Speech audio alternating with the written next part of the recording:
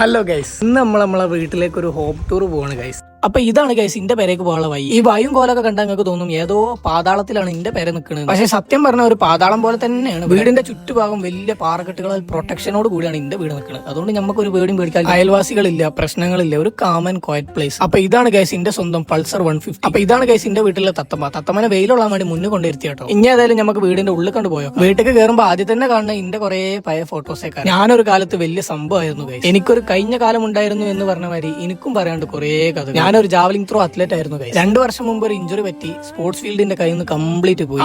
പറഞ്ഞിട്ട് കാര്യമില്ല, അക്സെപ്റ്റ് ചെയ്യല്ലാണ്ട് വേറെ മാർഗമല്ല. അപ്പൊ ഇതാണ് ഗൈസ് എന്റെ വീട്ടിലെ ഒന്നാമത്തെ റൂം. ഈ വടി പോലെ നിൽക്കുന്നത് എന്റെ സ്വന്തം വാപ്പച്ചാണ് കേട്ടോ. ഉപ്പാക്ക് 4 വർഷം മുമ്പ് സ്ട്രോക്ക് വന്നിട്ട് വൺ സൈഡ് മൊത്തം തളർന്ന ആളാണ്. അതിന്റേതായിട്ടുള്ള ശാരീരികമായിട്ടുള്ള എല്ലാ പ്രശ്നങ്ങളും മൂപ്പർക്ക്. വീടിന്റെ അകത്ത് ചുമര് പിടിച്ച് നടക്കാൻ മാത്രമേ മൂപ്പർക്ക് പറ്റുള്ളൂ. ഇനി നമ്മളെ വീടിന്റെ വാർപ്പിന്റെ മേലൊക്കെ പോകണം. അവിടുന്ന് നോക്കിയാൽ അടിപൊളി വ്യൂ ആണ് മക്കളെ. വൈകുന്നേരം 2 കസാല കെട്ട് കട്ടൻ ചായ മിച്ചറൊക്കെ കുടിച്ചിരിക്കാൻ പറ്റിയ അടിപൊളി സ്ഥലം. പിന്നെ ഈ ഭാഗത്ത്